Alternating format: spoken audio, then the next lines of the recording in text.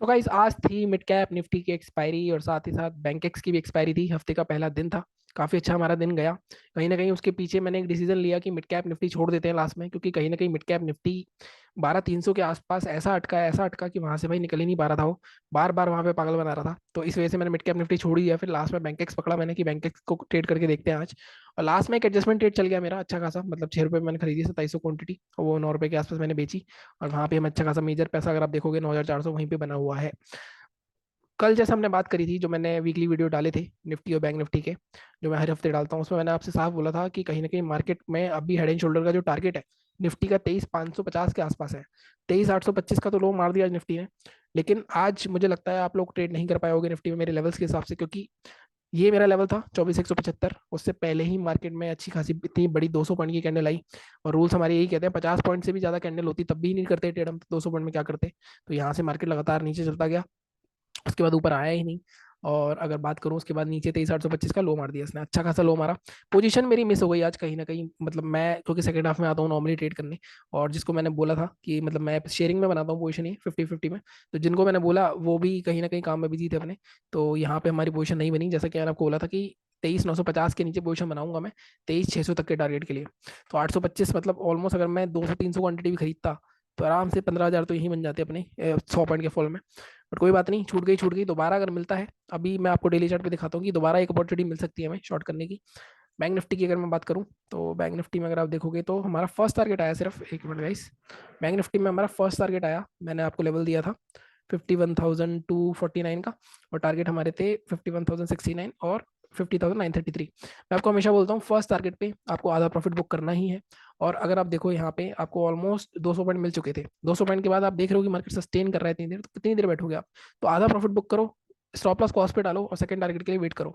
आता है तो ठीक, नहीं आता है तो आधा प्रॉफिट बुक हो गया। यहाँ पे आपका जो जितना भी प्रॉफिट बुक होना था उसका आधा तो आपका बुक हो ही जाएगा। तो इसी यही तरीके हैं मार्केट में बचने के, अदरवाइज कभी भी आपका प्रॉफिट लॉस में बदल सकता है बैंक निफ्टी में खासकर। ठीक है। अब आगे क्या हो सकता है, कल फिर निफ्टी की एक्सपायरी भी है, कुछ 2-3 हफ्ते बचे हैं, फिर निफ्टी के 2-3 हफ्ते बचे हैं मिड कैप निफ्टी के। उसके बाद ये बाय बाय टाटा हो जाएंगे, इनकी मंथली एक्सपायरी होगी सिर्फ। अब देखो काफी सारी एक्सपायरीज मैंने देखी, कम से कम 5-6 एक्सपायरी हो गई टोटल, जहां पे कोई भी बड़ा मूव नहीं आ रहा है। तो कल की एक्सपायरी लास्ट वीक भी मैंने सेम बात करी थी आपसे फिर निफ्टी से पहले। अब लास्ट वीक जो हुआ था वो जरूरी नहीं वो इस वीक भी हो। फिर निफ्टी हो सकता है कल भी ट्रेंडिंग हो सकता है, और या फिर इस बार मुझे लगता है फिर निफ्टी को छोड़ के बैंक निफ्टी को चलाएंगे।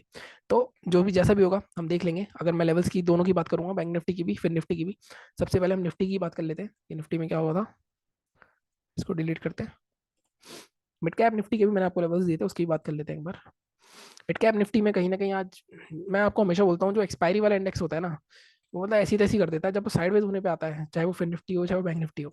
बट अच्छी बात यह है साइडवेज में मैंने आज कोई भी कंट्रोल नहीं खोया अपना, और अच्छा खासा हमने यहाँ पे प्रॉफिट कमाया। और ब्रोकरेज भी ज़्यादा नहीं जाएगी, ज़्यादा से 1,500 रुपये की ब्रोकरेज जाएगी, 1,500 या 1,600 की। ठीक है। अब यहाँ पे फिर निफ्टी भी देखो, सॉरी मिड कैप भी देखो, तो मैंने आपको लेवल दिया था 12,288। यहाँ पे भी नीचे गया, बहुत देर तक होल्ड करा इसने। टारगेट हमारा 12,228 था पहला, बट टारगेट नहीं आया हमारा, और कहीं ना कहीं यहाँ पे साइडवेज होते होके स्टॉप लॉस खा के आपका यहीं बंद हो गया। तो कुछ ज़्यादा खास मूवमेंट मिला नहीं। आज सुबह जिसने यहाँ पे पुट ले ली होगी पहली कैंडल में, बहुत अच्छा प्रॉफिट बन गया होगा उसका, बट चार्ट बनने के बाद कोई भी बोल सकता है। ठीक है। अब हम बात करते हैं कि कल क्या हो सकता है। सबसे पहले बैंक निफ्टी की बात कर लेते हैं। बैंक निफ्टी में डिलीट करते हैं सब कुछ और डेली चार्ट पे चलते हैं।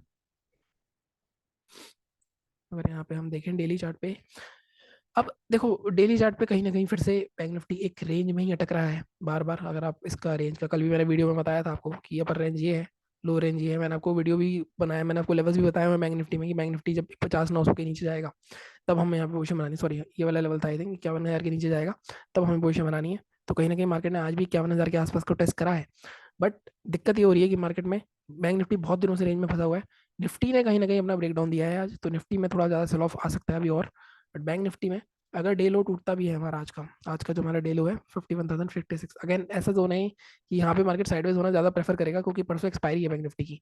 तो मैं आपको हमेशा बोलता हूँ जब भी एक्सपायरी हो अगले दिन उसके आसपास मार्केट ऐसे साइकोलॉजिकल लेवल के आसपास घूमता है, तो वहाँ साइडवेज करके प्रीमियम खाने की ज़्यादा कोशिश रहती है इनकी।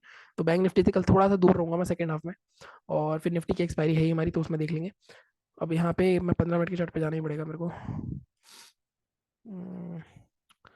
और यहाँ पे हम देखें तो 51,676 को तो नहीं ले सकते हम लेंगे ये भी नहीं ले सकते। एक ट्रेड बन सकता है वैसे यहाँ पे 51,050 के नीचे, ये जो गैप पड़ा हुआ है हल्का सा 5863, तो जो थोड़ा एग्रेसिव बंदा है वो यहाँ पे ले सकता है।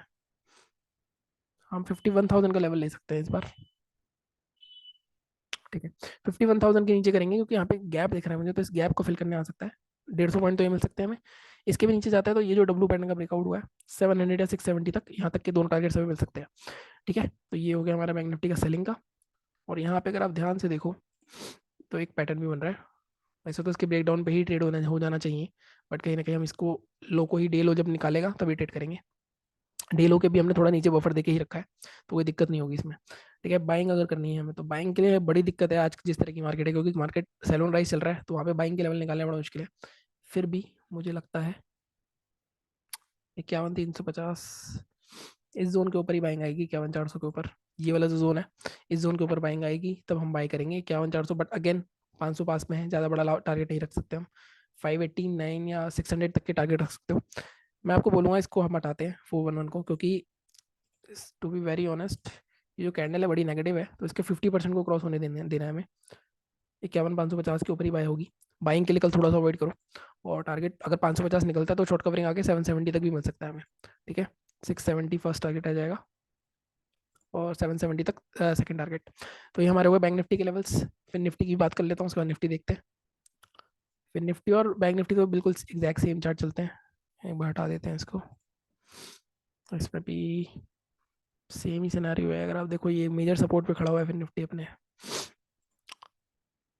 इक्यावन 598, 550। ठीक है, एक जोन मिल सकता है हमें 51,550 के नीचे, इस लो को टेस्ट करने आ सकता है 423, 450, 100 पॉइंट तक ही टारगेट रखेंगे हम। First target of 499, 447। लेकिन थोड़ा सा डाइसी है यहाँ पे, क्योंकि थोड़ा सा पोजीशन क्वांटिटी अपनी ध्यान में रखना, क्योंकि 500 के आसपास ना ट्रैप बहुत होते हैं। तो मेरे जो रूल्स हैं, 5 मिनट के अंदर क्लोज हो, उसके बाद लो टूटेगा तभी बाय करेंगे। प्लस लगातार गिरता आ रहा है तो ट्रेड नहीं करना होता, ये रूल्स हमेशा याद रखना। बाइंग अगर करनी है तो बाइंग में अगेन इसका बड़ा डाइसी है यार। बाइंग में फिर भी जिस पॉइंट पे है वहां से हम थोड़ा सा यहाँ पे 700 का जोन ले सकते हैं, 710, 720। ठीक है, 715 और टारगेट ये जो ब्रेक डाउन हुआ है 804 तक के टारगेट रह सकते हैं। फर्स्ट टारगेट हमारा रहेगा 756, 64,804। ठीक है, तो ये दो टारगेट्स हमारे फिर निफ्टी करेंगे। इस 71 में कैसे आ गया 760 एंड 804। ठीक है, 100 पॉइंट है, लेकिन कोई एक्सपायरी है और इंडिया में 17 पे आ गया है। तो अरे यार, इंडिया में 17 पे आ गया है। अगर आप यहाँ पे देखोगे 16 के आसपास है, मतलब तो कहीं ना कहीं अच्छा खासा मूव मिल सकता है। यूएस के इलेक्शंस हैं, मुझे ऐसा लगता है मार्केट गिरेगी अभी और, क्योंकि वहाँ पे गवर्नमेंट चेंज होने के पूरे पूरे चांसेस हैं। कल रिजल्ट भी है उसके, फेड की मीटिंग भी है, सब कुछ है। तो मार्केट अभी और नीचे जाता दिख रहा है मुझे तो।